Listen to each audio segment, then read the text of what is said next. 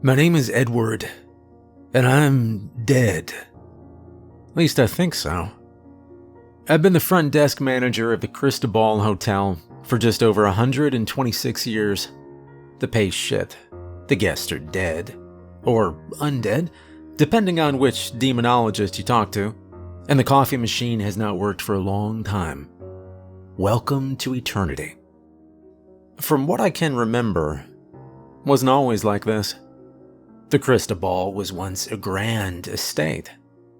Spanish columns, blood-red tiling, a courtyard with a marble fountain and fancy flower arrangements. My father built the hotel with a kind of pride only a man certain of his legacy could afford. He wanted it to be a place of luxury, a palace in the tropics. It was also where my sisters and I grew up. Back then, it was a sun-drenched paradise. We ate meat and drank wine, and I remember my mother playing the flute after every dinner. I remember the laughter of my sisters, and how we'd play hide-and-seek in the endless corridors of our father's hotel. But such things weren't meant to last. Then came the Spanish flu of 1919. And all of the dying. Not the regular kind either. The gasping, teeth-chattering kind. The kind that made you pray to anything listening. Most people lost everything. People died. Bodies piled up around us, and most of those we knew started living in hospitals meant for the damned. For a man living in the 1900s, who knew nothing else but this hotel and all of its riches, it looked to my father as though the world was coming to an end. So he bargained. He made a deal with a thing who called himself Lucifer. My father said he wanted his family, his legacy, and his hotel to live on. He wanted us well, and for my mother to recover from the dangerous fever that had afflicted her for weeks now. Most of all, he wanted the hotel to survive the collapse of the economy. The devil agreed, of course. Not out of kindness, just good business. In exchange for our souls, we got what we asked for. The hotel didn't fall. The disease passed us by. My mother recovered in a week. My sisters came back from the edge. I never so much as coughed. But the town didn't make it. People packed up what they had, first into wagons, then into cars. They buried their dead in the churchyard and left whatever was left behind. At some point, the hotel stopped being part of the regular world. My father got what he asked for, but now it existed somewhere else entirely. Somewhere between life and death. Somewhere between salvation and punishment. Purgatory. That's where we are now. And where we've been for the last 100 years. The Cristobal is a resting place for the wayward dead. The ones with too many sins for heaven, but not enough for hell. The in-betweeners. Souls that didn't tip the scales far enough in either direction. They arrive here confused, bitter, worn out, sometimes still clinging to the idea that they're alive. They aren't. But nobody tells them that directly. They're allowed to figure it out slowly. Most do. Some don't. When they show up, they get a room key, a welcome slip, and a little brochure that says, "Enjoy your stay," in gold script. It's always room 216 or 409 or room 12B. Numbers that don't exist on any blueprint, but somehow always show up in the elevator. The hotel stretches itself to make space for them. Hallways rearrange. Stairs lead to places they shouldn't. I just hand out the keys. That's my job now. Front desk manager of a hotel in Purgatory. I've been doing it long enough to stop asking questions. The rules are simple. Greet the guest, assign a room, don't get involved. The ones who cause trouble usually burn themselves out after a few days. The quiet ones are the ones to watch. Every now and then I get a note. No handwriting, just a typewritten message slipped under the front desk, sometime between night and not quite morning. It'll say something like, "Room 618 is ready for checkout. Escort the guest. Do not speak. Do not look back." That's how a soul moves on. When the powers that be finally make a decision. I never know which powers. I've never met them. Sometimes I wonder if it's someone upstairs pulling strings, or just the hotel itself deciding who stays and who leaves. If I had to guess, I'd say the crystal ball runs on a kind of gravity, a spiritual pull. People who lived messy lives end up here. So do people who died suddenly. And people who regret things they can't name. They get drawn to the hotel like it's the last familiar light before the dark. I don't leave the front desk much. I know the lobby better than I know the sky. I have memorized the sound of every floorboard. I know when someone's coming down the stairs before I see them. I know the difference between footsteps and whatever else might be coming. I try not to think about how long I've been here. The hotel doesn't have calendars. The clocks tick, but they aren't connected to anything. One of them's been stuck at 3:17 since 1954, and I don't have the heart to fix it. There's a comfort in the routine, in knowing what comes next, in knowing that no matter how long the night is, someone will always come through the front door asking if this is the Crystal Ball Hotel. And I'll always say yes. As for the devil, well, we don't see him around these days. Not directly. But he's always skulking about. That's what the good book says, right?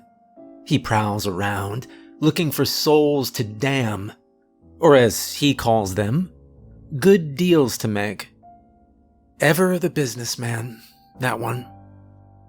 You won't see him walking the halls or sitting in the lobby. But he's here. He's always here. That's the nature of the deal. He doesn't need to make an appearance when the terms are already in place. He prefers silence. Patience. He waits until someone runs out of options, then offers them one more. It always sounds reasonable at first. The hotel may look like it's suspended in time, but it has a specific location. The crystal ball sits on the boundary between two spiritual planes. It's not part of the world anymore, and it doesn't belong to the afterlife either. What we call purgatory is really a kind of buffer zone, a place where decisions have yet to be made. But just beyond that, past the back wall and the locked garden gate, is something else entirely. There's a drop-off at the edge of the property where the land falls away. It doesn't open onto a canyon or a valley. It opens onto absence. That place is called the below. It's not hell. Hell has a purpose. The below does not. It's the bottom layer, the part that exists underneath judgment. There's no punishment there. No redemption either. Just exposure to something slow and corrosive. A soul that falls into the below doesn't die again. It breaks down. Whatever used to make it human wears away. Sometimes, those souls find their way back up. We call them downers. They're not creatures, not in the usual sense. They're former people, souls that were left in the below place, long enough to lose shape and memory, but not completely. What's left is unstable. The body, if you can still call it that, reflects what the soul has become. Most downers are severely damaged. Their features are distorted, their movements strange. The longer they were exposed to the below, the less of their original form remains. They come to the crystal ball because it's the last place they remember feeling close to something better. The hotel isn't heaven, but it is the closest structure to it. If the above place is the fire, then the crystal ball is a torch, and even the lost recognize the light. But the downers are not allowed inside. If one crosses the boundary, the balance breaks. The hotel begins to change. Its layout becomes unstable. The walls bend, rooms disappear. The foundation weakens. I've only seen it happen once, and that was enough. It took 3 weeks to repair the structure and reset the flow of spiritual energy through the building. We were close to collapse, and there was no guarantee that any of us would have remained if it had gone even a little bit further. So it became my job to keep him out. Every night, sometime before midnight, I walk the perimeter of the crystal ball with a bucket of salt and a lantern. I move in a complete circle around the building. I start at the front entrance and follow the edge of the property until I return to the same spot. The walk takes 45 minutes if done properly. When I finish, I say the words, "As above, so below." The phrase doesn't come from a holy book. It's older than that. It's a sealing command, a boundary marker. It keeps the two realms separate. As long as the salt line holds and the words are spoken, nothing from the below place can step onto the property. That's the rule. But it doesn't stop them from trying. On some nights, I see them near the tree line or crouched along the outer fence. They gather in silence, watching the windows. They don't speak often, but sometimes I hear them trying. Their voices are slow and uneven, like something being forced through broken machinery. Once, one of them said my name. I didn't recognize the voice, and I did not respond. I never look them in the eye. That's another rule. Recognition invites connection, and connection invites permission. If they think you see them, they'll remember your face. Most guests never know the downers are there. They don't show up in the mirrors or on security cameras. They don't walk through the lobby or knock on the doors. But they press against the edge, always watching. The last time one of them made it across the salt line, we lost an entire wing of the hotel. A countless number of souls awaiting judgment were lost. And since then, I have never missed a night. At least, until it showed up. It was just another night when I grabbed the salt bucket. Same weight, same route. I stepped out through the side entrance and locked the door behind me. The courtyard was quiet. A few of the hallway lights were still on in the upper floors, but no movement. Most of the guests were either asleep or pacing quietly inside their rooms, doing whatever unfinished business kept them tethered here. I started my usual walk. North side first, past the hedge wall, along the broken flagstone path. The salt poured clean. The grains scattered the way they always did, landing in a faint white line about the width of a boot. I checked the light on my lantern. Still steady. Nothing felt strange at first. Not until I reached the south garden wall. That part of the route curved slightly, narrowing between two rows of old stone planters. The path there is uneven, so I've always walked it slow. But as I stepped forward, my foot slid slightly. I looked down and saw the line. It was wrong. The salt had been smeared, not scattered by wind, not washed out by rain, dragged. There were 3 long marks, like fingers or claws, pulled deliberately through the middle of the line. The edges of the smear were clean. The marks ran straight through the center of the path and ended at the base of the stone wall. There were no footprints, no trail away, just that one break. I stopped walking. My hand tightened around the lantern handle. In over 100 years, the salt line has only been broken once, when I missed a corner by accident. This was not accidental. Something had reached across and touched it. Something that knew exactly what it was doing. I knelt down and scooped more salt from the bucket. I redrew the line, carefully covering the smear. And then I stepped back and said the words, "As above, so below."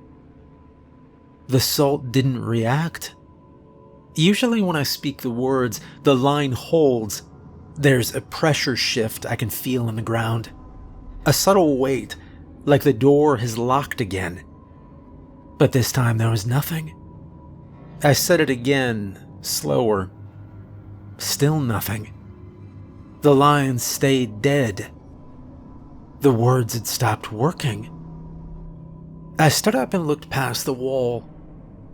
The trees beyond the property line were still. No wind, no movement, just the faint outline of pine and moss beyond the edge of the grounds. And then I heard the lobby bell. It rang once. I dropped the bucket and walked back toward the hotel, faster than I meant to. I passed the rear service gate, checked the salt near the east wing, and came back through the staff entrance. The bell rang again. When I reached the lobby, the front doors were already closed, but someone was inside. It stood near the fireplace, pale, tall, damp, not soaked like it'd come from the rain, wet from the inside.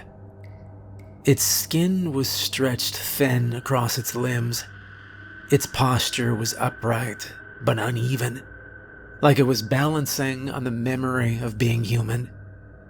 The head tilted slightly, the way a person might lean in to hear you better. I didn't move closer. Its eyes were wrong. Deep set, reflective. Not glowing, just wet and still. It wasn't snarling, wasn't stumbling. It stood calmly, like it waited its turn. And then it spoke. "Edward James Cristobal." I hadn't heard my full name in decades. Not since my father said it during a contract reading. You don't belong in here," I said. It blinked once, then it stepped forward. I didn't see a weapon, no claws raised. It kept its arms low. "I'm not here to enter. I'm here to deliver." "From who?" I asked. "From the place below." I kept my hand near the lantern. The salt was still on the port, useless now. "You're a downer," I began. "You don't speak for anyone." "I was chosen." Its mouth didn't open right when it spoke. The jaw shifted first, then the rest of the face adjusted. The body wasn't decaying. It was reforming itself in real time, as if being allowed to hold shape just long enough to carry a message. "What do you want?" I asked, cautiously approaching it now. The downer tilted its head again. Its hands hung loose at its sides. I noticed the fingers were too long. "The deal your father made is unraveling. terms are breaking. Heaven is closing its gates. There is a breach, not from below, from inside. I didn't answer. The words settled into the room like weight. It raised one hand and pointed toward the ceiling. Someone here has been opening doors. The downer looked back at me. They were meant to stay shut. It didn't say who, didn't say how, but I understood the shape of the message. The hotel was no longer secure. The structure my father bargained for protections, the boundaries, the deal itself, had started to come apart. Not because of an outside attack, but because something or someone inside was tampering with the balance. Someone who didn't belong was inside my hotel, and it was throwing the entire thing off. I needed to find out who. I stepped forward once. The downer didn't flinch. "Your message is delivered, now leave," I said. It didn't move. And then, slowly, it smiled. More will come. Then it turned, walked toward the front doors, and disappeared without opening them. I was alone again in the lobby. The next morning, I started with the room registry. The registry is the official record of who's staying in the Cristobal Hotel. It logs every new arrival automatically. No one writes in it. Names appear on the page the moment a soul steps onto the property. Each entry includes 3 things: the name of the soul, the room they've been assigned to, and a number in brackets, how long they're expected to stay. That number isn't a date, it's a measure of unresolved weight. The more the debt, the longer the stay. The book itself is kept in a locked drawer under the front desk, leather cover, brass hinges, no title, just a symbol on the front, an eye divided by a line, like a coin split in half. It updates itself. The pages never run out. I opened to the latest entries. 3 new souls had arrived overnight. Their names were burned into the page in thin black lettering, like smoke trapped under the surface. Each had a proper room number.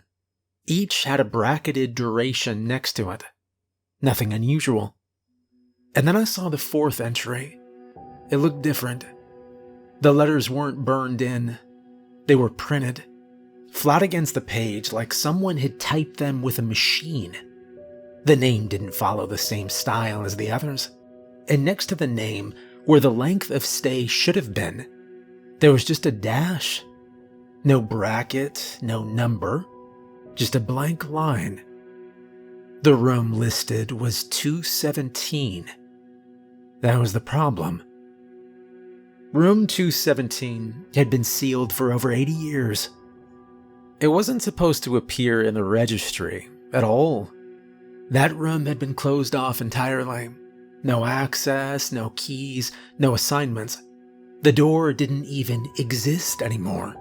Not on any hallway currently in use. I closed the registry and locked it again. Then I went to the vault. The vault sits beneath a back counter, hidden behind a locked metal grate. Inside is the ledger of debts, the original one. It's older than the hotel itself. My father started it before the deal was made, back when he thought he could balance morality with management. The ledger records the sins of every soul in the hotel, not confessions or regrets. Actual debt, measured in the weight of actions taken during life. The book writes itself in my father's handwriting. No matter who opens it, the penmanship is always his. I flipped to the section that corresponds to room 217. I expected to see a burned out page. That's what happens when a room is permanently sealed. The entry collapses into black ash, leaving nothing but a scorched gap in the book.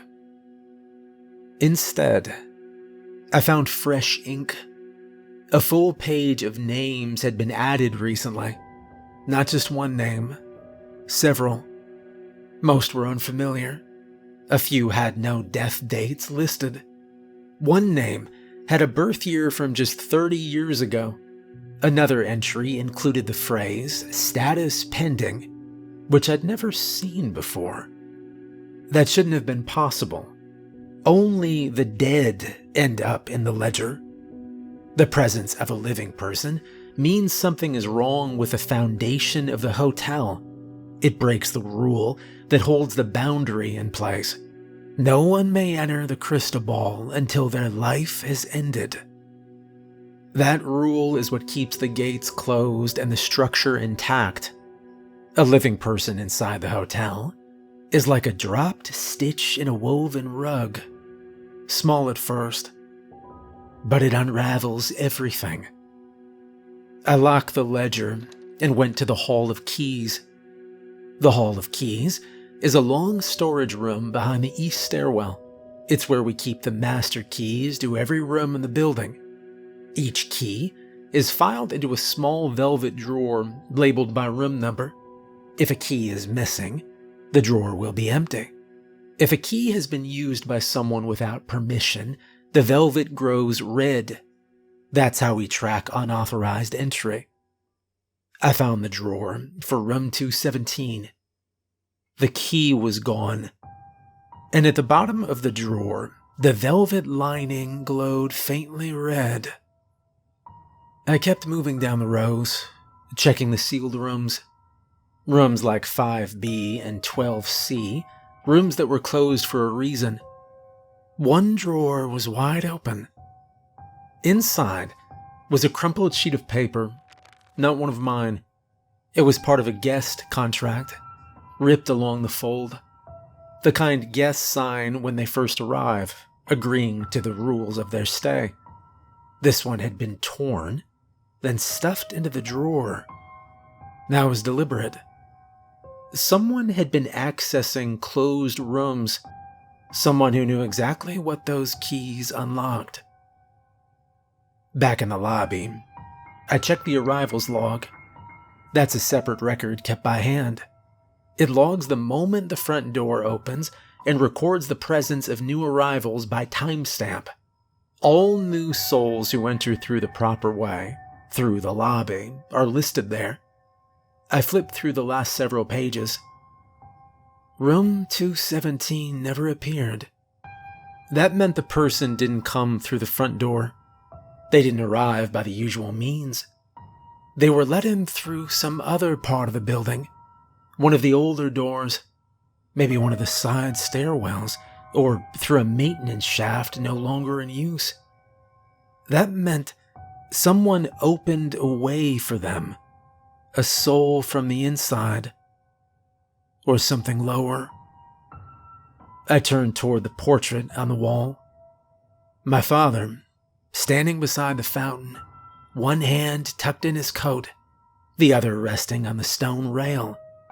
He always looked proud of the hotel in that painting.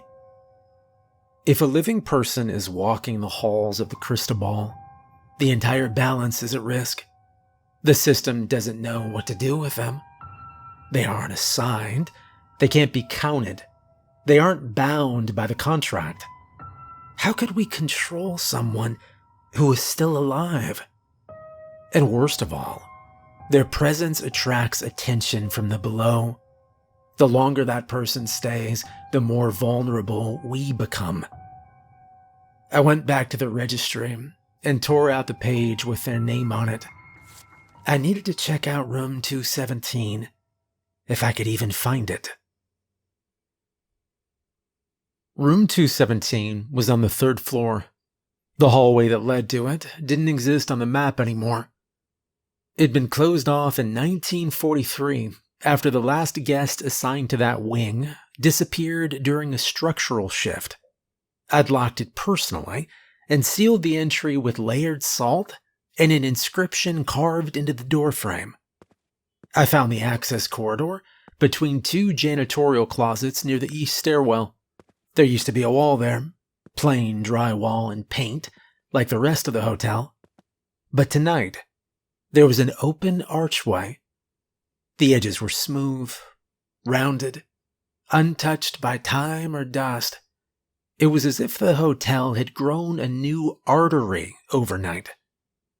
At the end of the hallway was room 217.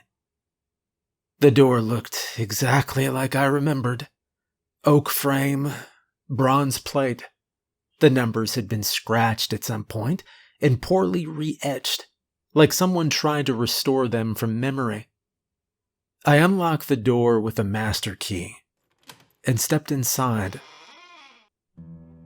The room hadn't aged. The furniture was from the 1920s. Floral patterned chair, brass floor lamp, small writing desk near the window. It was clean, lived in. A blanket was folded on the end of the bed, and a cup of water sat on the nightstand. Someone was here. She stood in the corner near the desk. Young, early 20s, dark hair tied back in a loose braid. She was barefoot. Her hospital gown looked recent and modern, the kind used in real-world trauma wards. Her skin was pale but not decayed. It struck me just how much she looked like my mother back in 1919, when she'd been suffering from the fever of the Spanish flu. The resemblance, it was uncanny, and I felt a pit in my stomach. She turned when she saw me. "You're real," she said. I didn't answer right away. I closed the door behind me. "What's your name?" I asked. She hesitated. Her hands curled at her sides, like she wasn't sure whether to run or stay still. Lucia Cristobal," she said. Her name confirmed my suspicions. This was my descendant. I hadn't heard our family name spoken aloud in a century apart from hotel guests. Cristobal wasn't a common name, and the family line had supposedly ended in the 1950s when my last known cousin took a ferry and never married. "How did you get here?" I asked. "I don't know. I was in surgery.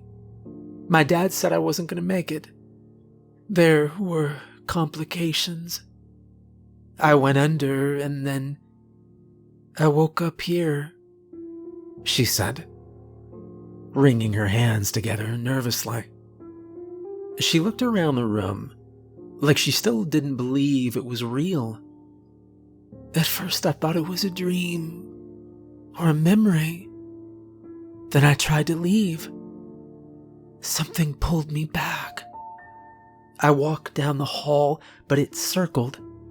I came back to the same door," she said. "Yeah, that's how this place works," I began. "You're not supposed to be here." "I didn't choose this. I didn't want to die." "You didn't die. That's the problem," I told her. She sat on the edge of the bed, slow, like her legs were still unsure of themselves. "My dad's a historian. He works at UC Berkeley. He's the dean and found old abandoned records about the family in the hotel. He said it was cursed. He said there was a deal made, something about eternal protection. He thought he could find it. He said if he could bring it back, he could use it," she explained. I understood only half of what she said. "Use it how?" I asked. to stop me from dying," she answered. She looked up at me. Her hands were steady now. "I had a tumor in my brain. They said I might not survive the surgery. My dad studied the rituals. He said if he did it just right, the hotel would come to me instead of the other way around. And it worked. Part of it." "You're not dead," I interrupted. "But you're not alive in the real world either. So your dad decided to summon the underworld to save his daughter, and now you're stuck." "Well then," I said, running a hand through my hair. There was a long pause between us, where she looked like she was about to cry. I sighed. "This place was not meant to hold the living," I said. "I didn't ask to be brought here. I remember going under. The doctors told me to count down. I reached 97. Then the ceiling changed. I was in a hallway. This hallway." She looked at her hands. She told me she'd been trapped here since the day of the surgery, from the moment she woke in room 217. The hallways had looped. Every door led her back to the same room. Time didn't pass normally. Nothing changed. I told her the truth. She had broken the contract, not by choice, but by blood. Being a Cristobal meant she was still bound to the original deal my father made, even if she'd never agreed to it. Her presence, alive and breathing, was interfering with every rule that kept the Cristobal Hotel stable. Living bodies were not meant to exist here, not even by accident. Lucia stood again and faced me. Her voice was quiet but steady. She wanted to know if I could fix it. I didn't answer. She already understood what was at stake. If she died here, on Purgatory ground, her soul would go straight to the below. If she left, she would tear the hotel open behind her.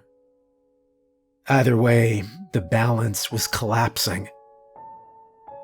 I walked to the window. The courtyard outside was quiet. The salt line still held, but the ground near the southeast gate was starting to blacken. Not much, just a faint smudge at the edge of the grass, like the below was peeling back another inch. She moved closer to the desk. "I didn't want to end the world. I just wanted more time," she said. "Your father's attempt to summon the hotel dragged Purgatory into the physical world," I began. "That's not something you do with good intentions." She nodded, and her hands shook slightly. She looked young in the way my sisters had been before all this. They were still here, somewhere in the hotel. We all were. But we hadn't seen each other since the deal was made. That was one of the devil's finer points, hidden in the subclauses. When my father asked for the whole family to live on, he never specified we'd live together. So we didn't. The hotel granted the letter of the request, not the spirit. Each of us was sealed off in our own separate wing, alive but cut off, like neighbors in a building with no doors between floors. I hadn't seen my family once in the last 100 years. Meeting Lucia was bringing up feelings I didn't even want to think about. "Can you send me back?" she asked. I looked down at the floor. I don't know. It was a lie. I did know what to do. But I wasn't one for making promises. The truth was heavy. Lucia Cristobal was alive, a direct descendant. And because of her, the doors that were meant to stay sealed were now open, just enough to let everything start sliding sideways. The downers were getting closer. The words I'd spoken every night were losing their grip. The balance between above and below wasn't just shifting, it was tipping.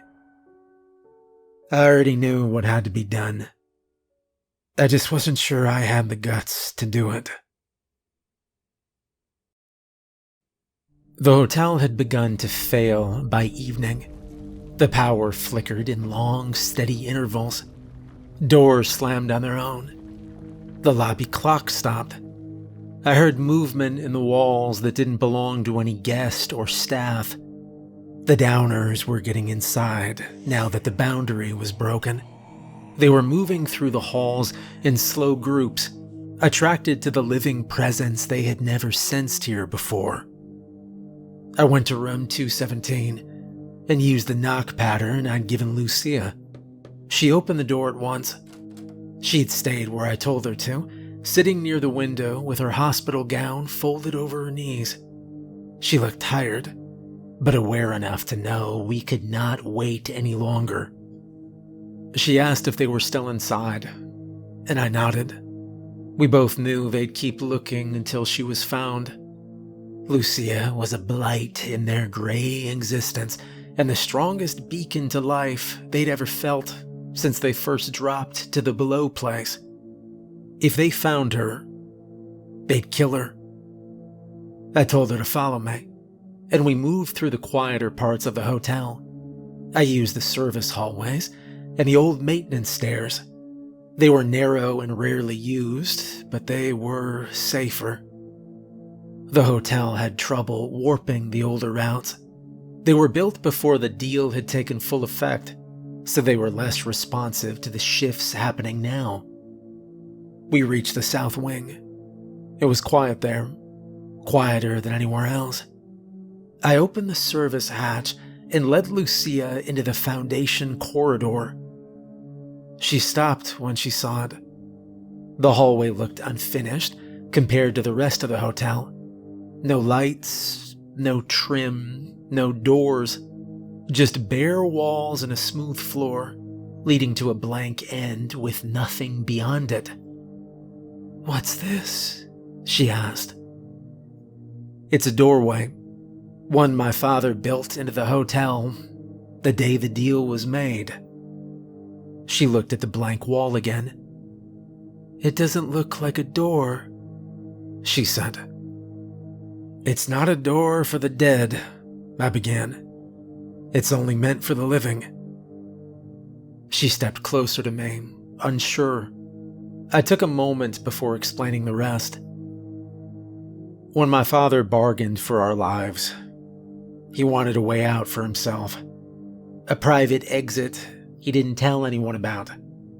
This corridor was meant to let him leave Purgatory and slip back into the living world if he ever wanted to. But it only works once, and it only responds to someone who still has a living body waiting for them, I explained. "So it can take me back?"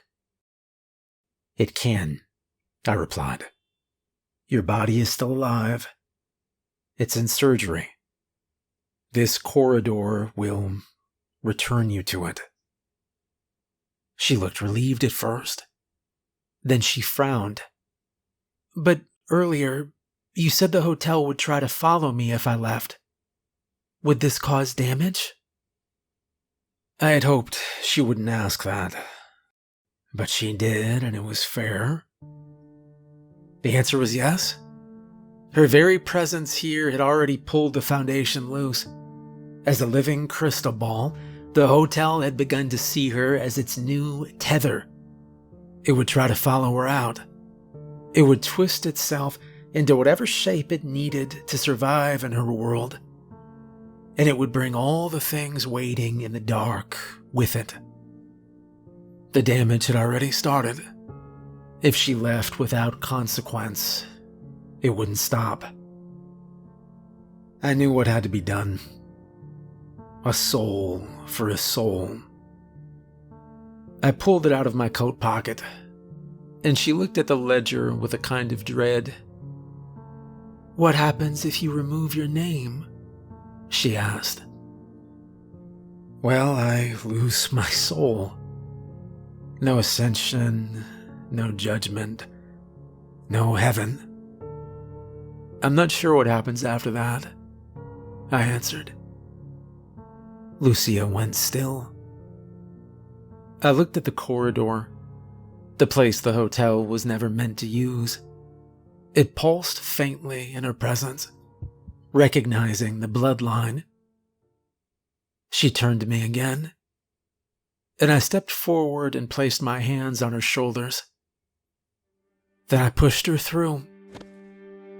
Her body crossed the threshold, and the corridor adjusted instantly. The space behind her narrowed, guiding her forward, whether she wanted it or not. Her figure faded into the hallway's glow, and within seconds, she was out of reach.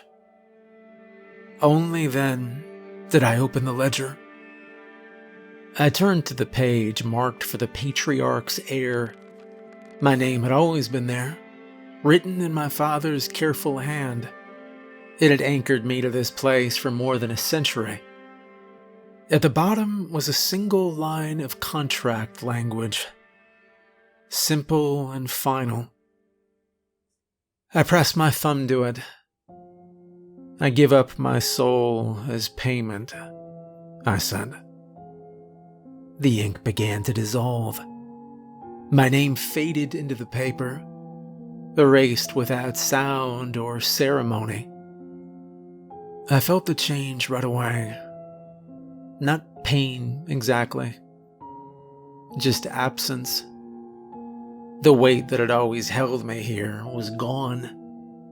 I was no longer tethered. I could feel the distance growing beneath my feet, but something inside me ached.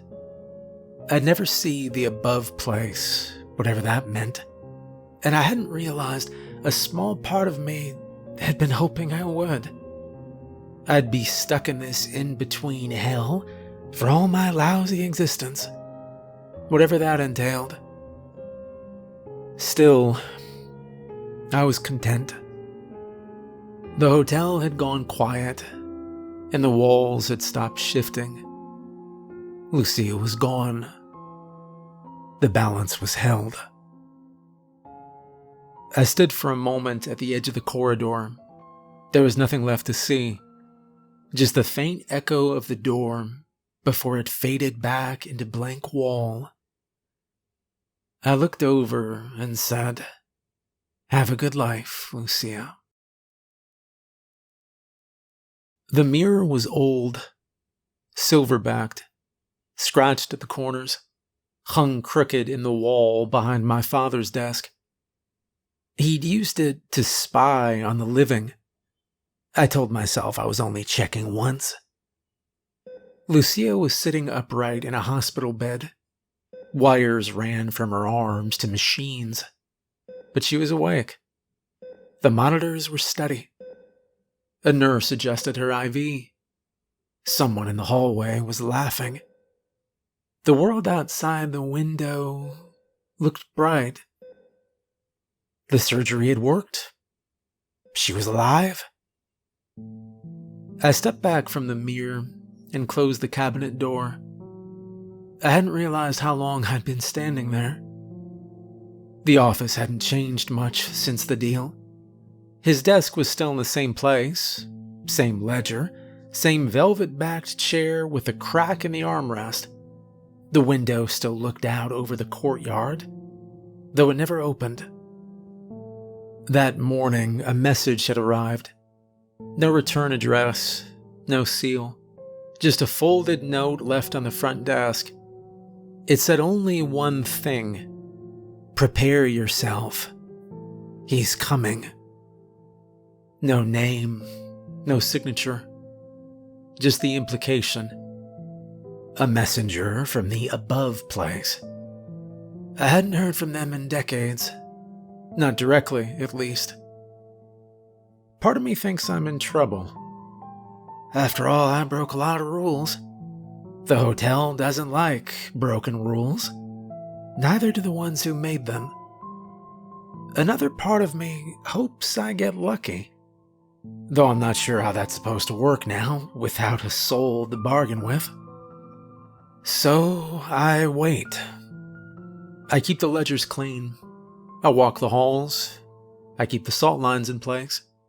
The words still work for now. And the balance is held. Lucia has a life ahead of her. And I hope she lives it well. As for me, well, I've paid what I could. Maybe it was enough. Maybe not. I guess we'll find out when the messenger arrives. If you're hearing this, if you've ever wondered about the stories, remember one thing. Life is short. Your existence in the hotel will be much, much longer. So be good and pay your debts.